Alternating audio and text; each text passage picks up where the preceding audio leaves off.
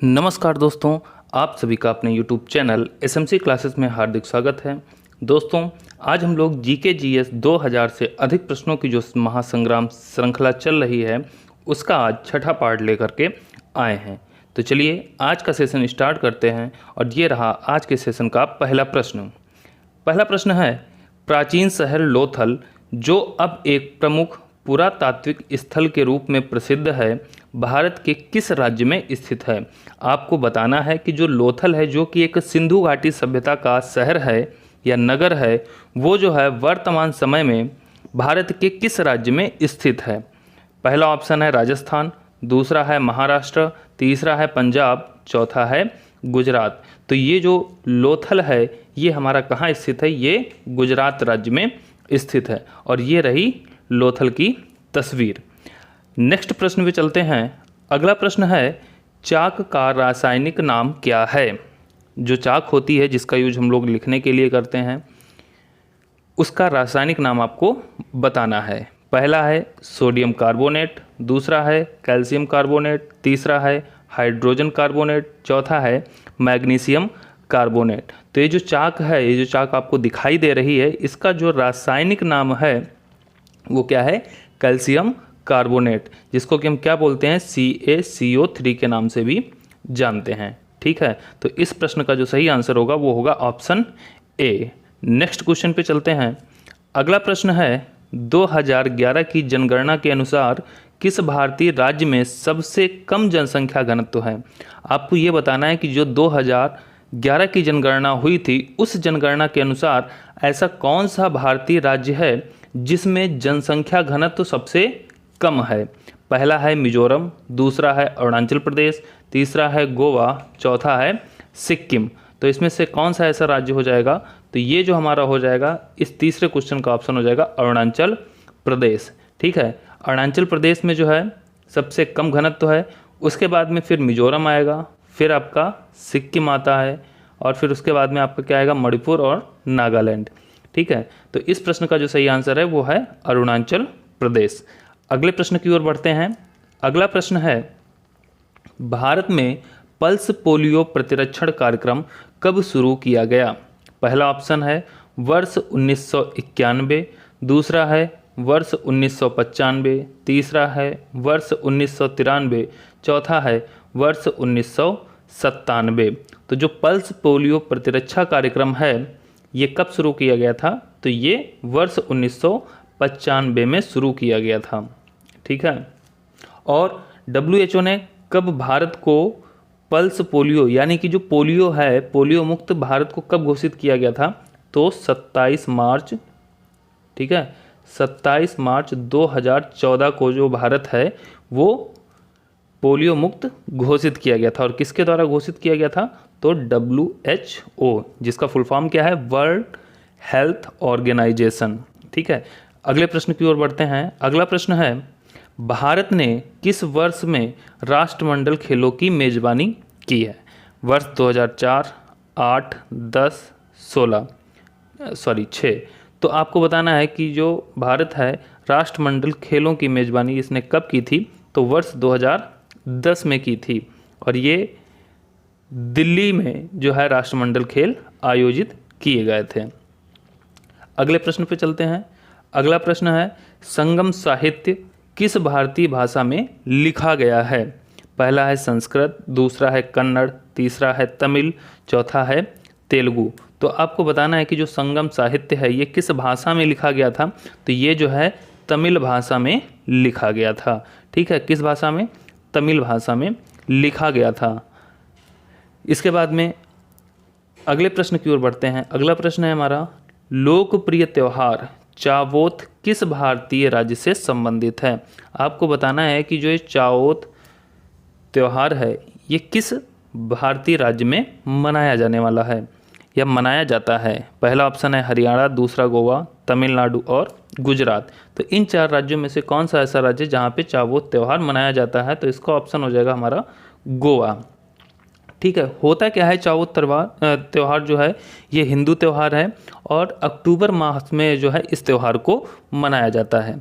अगर इस त्यौहार की बात करें कि ये त्यौहार किससे संबंधित है, तो ये जो त्यौहार है ये फसल उत्सव से संबंधित है। किससे? फसल उत्सव से संबंधित है। इसमें होता क्या है, इसमें जो है भरपूर फसल के लिए ईश्वर को धन्यवाद दिया जाता है। अगले प्रश्न की ओर बढ़ते हैं। अगला प्रश्न है, निम्न में से कौन सा मांसाहारी पादप है? पहला है वीनस फ्लाई ट्रैप, दूसरा है केकिंग एस्पेन, तीसरा है रेड मेपल, चौथा है पेओनी। तो आपको बताना है कि ऐसा कौन सा पादप है जो कि क्या है, मांसाहारी है। ठीक है, तो इस प्रश्न का जो सही आंसर होगा, जो कि आपको फिगर में भी दिखाई दे रहा है, तो इस प्रश्न का जो सही आंसर है वो क्या है, वीनस फ्लाई ट्रैप। आपको ये दिखाई दे रहा है कि ये जो संरचना है इसमें क्या होता है, इसका ये भाग खुला रहता है और जैसे ही कोई भी कीट इस अंदर वाले भाग में बैठता है तो ये अपने आप को क्या कर लेता है, बंद कर लेता है। ये आपको कांटेनुमा संरचना आपको दिखाई दे रही है और इसी में क्या होता है, कीड़ा जो है वो फंस जाता है। अगर बात की जाती है कि ये जो वीनस फ्लाई ट्रैप है ये मुख्य रूप से कहाँ पाया जाता है, तो ये अमेरिका में पाया जाता है। ठीक है, कहाँ पाया जाता है, अमेरिका में। और अगर अमेरिका में भी पूछा जाए तो अमेरिका के कैरोलिना प्रांत में। ठीक है, कहाँ, कैरोलिना प्रांत में जो है ये पादप देखने को मिलता है। अगले प्रश्न पे बढ़ते हैं। अगला प्रश्न है, शस्त्र और गोला बारूद रखने और उसके उपयोग को नियंत्रित करने वाला शस्त्र अधिनियम किस वर्ष में पारित हुआ था? वर्ष 1959, वर्ष 1942, वर्ष 1950, वर्ष 1947। तो जो शस्त्र और गोला बारूद रखने और उसके उपयोग को नियंत्रित करने वाला जो शस्त्र अधिनियम बनाया गया था ये कब पारित किया गया था? तो ये वर्ष 1959 में पारित किया गया था। ठीक है, अगले प्रश्न पे चलते हैं। अगला प्रश्न है, निम्नलिखित में से किस भारतीय ने रेमन मैग्सेसे पुरस्कार 2018 जीता है? पहला है महाश्वेता देवी, दूसरा है सोनम वांगचुक, तीसरा है पालागुम्मी साईनाथ, चौथा है अरविंद केजरीवाल। तो इस प्रश्न का जो सही आंसर है वो क्या हो जाएगा, ये जो है किसे मिला था? तो ये मिला था हमारा सोनम वांगचुक को। किसे मिला था? सोनम वांगचुक को दिया गया था। अगले प्रश्न पे चलते हैं। अगला जो हमारा प्रश्न है वो है 1950 में भारतीय संविधान द्वारा देश को शासित करने वाले मौलिक दस्तावेज के रूप में किस अधिनियम को प्रतिस्थापित किया गया था? पहला है विनियमन अधिनियम 1773, दूसरा है भारत सरकार अधिनियम 1935, तीसरा है मार्ले मिंटो अधिनियम, चौथा है भारतीय परिषद अधिनियम 1861। तो इस प्रश्न का जो सही आंसर है वो हमारा क्या हो जाएगा, वो हो जाएगा 1935 का भारत सरकार अधिनियम। इसके बाद में हम चलते हैं अगले प्रश्न की ओर। अगला प्रश्न है हमारा EME मंदिर, जिसे कि हम लोग दक्षिणामूर्ति मंदिर भी कहते हैं, ये भारत के किस शहर में स्थित है? जिसका चित्र आपको इस वीडियो में दिखाई दे रहा है। तो आपको शहर का नाम बताना है। पहला ऑप्शन है चेन्नई, दूसरा है वडोदरा, तीसरा है जयपुर, चौथा है पूना। तो ये जो है ये कहाँ स्थित है? तो ये जो है बड़ोदरा में स्थित है। ठीक है, कहाँ है? बड़ोदरा। और अगर राज्य की बात करें तो ये राज्य का कौन सा हो जाएगा? राज्य हो जाएगा गुजरात। ठीक है, अगर राज्य की बात करें तो राज्य कौन सा है? ये गुजरात राज्य में स्थित है। नेक्स्ट प्रश्न पे चलते हैं। अगला जो हमारा प्रश्न है वो है LED शब्द का पूर्ण रूप क्या है, जिसके आविष्कार के लिए 2014 में नोबेल पुरस्कार मिला? ठीक है, जो आपका LED है इसका आपका फुल फॉर्म बताना है। ठीक है, पहला है लाइट एक्सटेंशन डिवाइस, दूसरा है ल्यूमिनस एक्सटेंशन डिवाइस, तीसरा है लाइट एमिटिंग डायोड, चौथा है ल्यूमिनेट एमिशन डिवाइस। तो इस प्रश्न का जो सही आंसर है वो हमारा क्या हो जाएगा? Light emitting diode. ठीक है, नेक्स्ट प्रश्न पे चलते हैं। अगला प्रश्न है फ्लोमिंग फुमदीस भारत के किस राज्य में पाए जाते हैं? यानी कि ये क्या होता है, ये तैरते हुए द्वीपों की एक श्रृंखला है जो भारत में कहाँ पाए जाते हैं। ऑप्शन है केरल, जम्मू और कश्मीर, उत्तराखंड, मणिपुर। आपको जैसा कि चित्र में दिखाई भी दे रहा होगा, तो ये जो कहाँ पाए जाते हैं, ये आपके पाए जाते हैं मणिपुर में। ठीक है, कहाँ पाए जाते हैं, मणिपुर में पाए जाते हैं। और कौन सी झील है, अगर झील का नाम अगर पूछा जाए तो कौन सी झील हो जाएगी, मणिपुर की लोकटक झील। कौन सी झील दोस्तों, लोकटक झील। ठीक है, नेक्स्ट प्रश्न पे चलते हैं। अगला प्रश्न है, संविधान की 8वीं अनुसूची संविधान संशोधन 92वां संशोधन अधिनियम 2003 द्वारा यथा अद्यतन में सूचीबद्ध भाषाओं की संख्या कितनी है। यानी कि जो संविधान की 8वीं अनुसूची है उसमें जो 92वां संविधान संशोधन 2003 किया गया था, उस संविधान संशोधन के दौरान हमारे संविधान में जो 8वीं अनुसूची है उसमें भाषाओं की संख्या कितनी है। पहला ऑप्शन है 20, दूसरा 18, तीसरा 24, चौथा है 22। तो कितनी भाषाएं हैं, इसमें हमारी हो जाएंगी 22 भाषाएं। वर्तमान समय में यदि हम अपने संविधान की बात करें तो हमारे संविधान में कुल कितनी भाषाएं हैं, 22 भाषाएं हैं। और अगर हम मूल संविधान की अगर हम बात करें तो मूल संविधान में कितनी भाषाएं थीं, 14 भाषाएं थीं। उसके बाद में प्रथम संविधान संशोधन हुआ जिसके तहत सिंधी भाषा को जोड़ा गया, और ये कब जोड़ा गया था, तो ये 21वां संविधान संशोधन था 1967 में। फिर इसके बाद में 71वां संविधान संशोधन हुआ जो कि 1992 में हुआ। इसमें कुल मिलाकर के कितनी भाषाएं जोड़ी गई, 3 भाषाओं को इसमें जोड़ा गया, जिसमें कोंकणी, मणिपुरी और नेपाली को जोड़ा गया। इसके बाद में फिर 92वां संशोधन अधिनियम किया गया जो कि कब किया गया था, वर्ष 2003 में किया गया था, जिसमें मुख्य रूप से 4 भाषाओं को और शामिल किया गया। वो कौन कौन सी थीं, उसमें था बोडो, डोगरी, मैथिली और संथाली। इस तरह से जो है 2003 में कुल मिलाकर के कितनी भाषाएं हो गई थीं, तो ये 14 मूल संविधान की और ये 8 ये, तो टोटल कुल मिलाकर के कितनी भाषाओं का गठन हो गया था, तो ये 22 भाषाएं हमारे संविधान में मान्यता प्राप्त हो गई हैं। अगले प्रश्न पे बढ़ते हैं। अगला जो प्रश्न है, पैरामीशियम में स्पेस के द्वारा प्रजनन होता है। आपको बताना है कि पैरामीशियम में किसके द्वारा या किस माध्यम से प्रजनन की प्रक्रिया जो है वो पूर्ण होती है। पहला ऑप्शन है बडिंग, दूसरा है जीवाणु निर्माण, तीसरा है कायिक प्रजनन, चौथा है द्विखंडन। तो आपको बताना है इस प्रश्न का सही आंसर क्या है। तो पैरामीशियम में जो है प्रजनन किस विधि के द्वारा होता है, द्विखंडन विधि के द्वारा होता है। नेक्स्ट प्रश्न में चलते हैं। अगला जो प्रश्न है, वायुमंडल में ओजोन की कमी को जोड़ा गया है। पहला है फिनॉल फॉर्मेल्डिहाइड, दूसरा है पॉलीवाइल विनाइल क्लोराइड, तीसरा है क्लोरोफ्लोरोकार्बन, चौथा है पॉलीटेट्राफ्लोरोएथिलीन। तो आपको बताना है कि जो ओजोन है, ओजोन की जो कमी हो रही है, जो वायुमंडल में ओजोन परत है उसमें जो ह्रास हो रहा है या फिर उस परत में जो कमी हो रही है, उसका कारण क्या है, या उसका कारण कौन सी गैस है, या किस गैस के कारण ये जो है ओजोन परत धीरे धीरे क्षीण हो रही है। आपको उस गैस का नाम बताना है। चारों ऑप्शन आपके सामने हैं और इस प्रश्न का जो सही आंसर हो जाएगा वो हो जाएगा ऑप्शन 3 यानी कि CFC, जिसको कि हम लोग क्लोरोफ्लोरोकार्बन के नाम से भी जानते हैं। और अगर इसकी बात करें तो CFC जो है वो किस प्रकार की गैस है, वो ग्रीन हाउस गैस की श्रेणी में आती है। अगले प्रश्न पे चलते हैं। अगला प्रश्न है, मकर संक्रांति के त्यौहार को भारत के किस हिस्से में उत्तरायण के रूप में जाना जाता है। पहला है गुजरात, दूसरा है पश्चिम बंगाल, तीसरा है उत्तराखंड, चौथा है केरल। तो इस प्रश्न का जो सही आंसर है वो हमारा क्या हो जाएगा, वो हो जाएगा गुजरात। अगर हम बात करें मकर संक्रांति की तो ये भारत का प्रमुख पर्व है और ये जो है मुख्य रूप से कहाँ मनाया जाता है, तो गुजरात में मनाया जाता है। ठीक है, इसके बाद में चलते हैं नेक्स्ट प्रश्न पे। अगला प्रश्न है, निम्न में से किस पोषक तत्व की कमी से रिकेट्स नामक बीमारी होती है।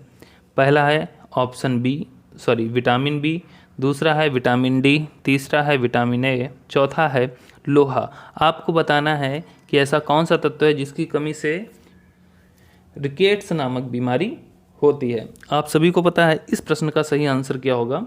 तो रिकेट्स नामक जो बीमारी होती है वो किसके कारण होती है, वो विटामिन डी की कमी के कारण होती है। इसमें होता क्या है कि जो हड्डियां होती हैं या तो वो टूट जाती हैं, मुड़ जाती हैं, या फिर उनमें कुरूपता आ जाती है, जैसा कि आपको चित्र में दिखाई दे रहा है। ठीक है, ये आप देख रहे होंगे कि हड्डियां किस तरीके से मुड़ जाती हैं। अगले प्रश्न पे चलते हैं। अगला प्रश्न है हमारा, भारत के राज्यों के राज्यपालों की नियुक्ति करने का अधिकार किसके पास है? कि जो गवर्नर्स होते हैं उनकी नियुक्ति कौन करता है? पहला है सुप्रीम कोर्ट के मुख्य न्यायाधीश, दूसरा है प्रधानमंत्री, तीसरा है मुख्यमंत्री, या फिर राष्ट्रपति। ठीक है, तो इसमें कौन हो जाएगा? तो इस प्रश्न का जो सही आंसर है वो हमारा क्या है? राष्ट्रपति। ठीक है, हमारे भारतीय संविधान में किस अनुच्छेद के तहत राष्ट्रपति को ये शक्ति दी गई है कि वो राज्यपालों की नियुक्ति करेगा? तो हमारा आर्टिकल हमारा आता है, आर्टिकल कौन सा है? 155। ठीक है, अनुच्छेद 155 क्या कहता है? इसमें ये कहा गया है कि जो राज्यपाल की नियुक्ति है वो किसके द्वारा? राष्ट्रपति के द्वारा की जाएगी। ठीक है, नेक्स्ट प्रश्न पे चलते हैं। अगला जो हमारा प्रश्न है वो है, रेगुर मिट्टी को डैश मिट्टी के नाम से भी जाना जाता है। यानी कि रेगुर जो मृदा है या जो रेगुर मिट्टी है उसको अन्य किस नाम से भी जाना जाता है? पहला है पोटास, दूसरा है काली, तीसरा है लोहा, चौथी है लाल। तो रेगुर मृदा को हम लोग और किस नाम से जानते हैं? इसको हम लोग काली मृदा के नाम से भी जानते हैं। ठीक है, इसका निर्माण अगर हम बात करें तो इसका निर्माण किससे होता है? इसका निर्माण प्रायः लावा से होता है, यानी कि बेसाल्ट चट्टान से। ठीक है, किस चट्टान से? बेसाल्ट चट्टान से। और बेसाल्ट जो है ये प्रायः किस प्रकार की चट्टान है? ये आग्नेय चट्टान का उदाहरण है। आग्नेय चट्टान दोस्तों कौन सी होती हैं? वे चट्टानें जिनका निर्माण ज्वालामुखी उद्गार से निकले लावा के ठंडे होने से होता है। इसमें जो जीवाश्म होते हैं वो जीवाश्म नहीं पाए जाते, लेकिन जो खनिज पदार्थ हैं वो बहुतायत मात्रा में पाए जाते हैं। अगले प्रश्न पे चलते हैं। अगला प्रश्न है, विधायी शक्तियों के विभाजन के अनुसार भारत सरकार की प्राथमिक जिम्मेदारियों में से एक है। पहला ऑप्शन है कृषि आय पर कर, दूसरा है सार्वजनिक स्वास्थ्य और स्वच्छता, तीसरा है रक्षा बलों को बनाए रखना, चौथा ऑप्शन है सिनेमा हॉल का निर्माण। तो इस प्रश्न का जो सही आंसर हो जाएगा वो हो जाएगा हमारा रक्षा बलों को बनाए रखना। ठीक है, नेक्स्ट प्रश्न पे चलते हैं। अगला जो हमारा प्रश्न है, हरिप्रसाद चौरसिया डैश बजाने के लिए जाने जाते हैं। आपको बताना है जो हरिप्रसाद चौरसिया जी हैं वो किस यंत्र को बजाने के लिए जाने जाते हैं या वो किस वाद्य यंत्र से संबंधित हैं। पहला ऑप्शन है सितार, दूसरा है पखावज, तीसरा है बांसुरी, चौथा है तबला। तो जो हरिप्रसाद चौरसिया जी हैं वो किससे संबंधित हैं? ये बांसुरी से संबंधित हैं या बांसुरी वादक हैं। ठीक है, नेक्स्ट प्रश्न में चलते हैं। अगला जो प्रश्न है, अगला प्रश्न है, कॉफ़ी की अरेबिका किस्म निम्न में से किस राज्य में नहीं उगाई जाती है? पहला है उड़ीसा, दूसरा केरल, तीसरा तमिलनाडु, चौथा कर्नाटक। तो इस प्रश्न का जो सही आंसर होगा वो हमारा क्या हो जाएगा? वो हो जाएगा ऑप्शन नंबर ए, ओडिशा।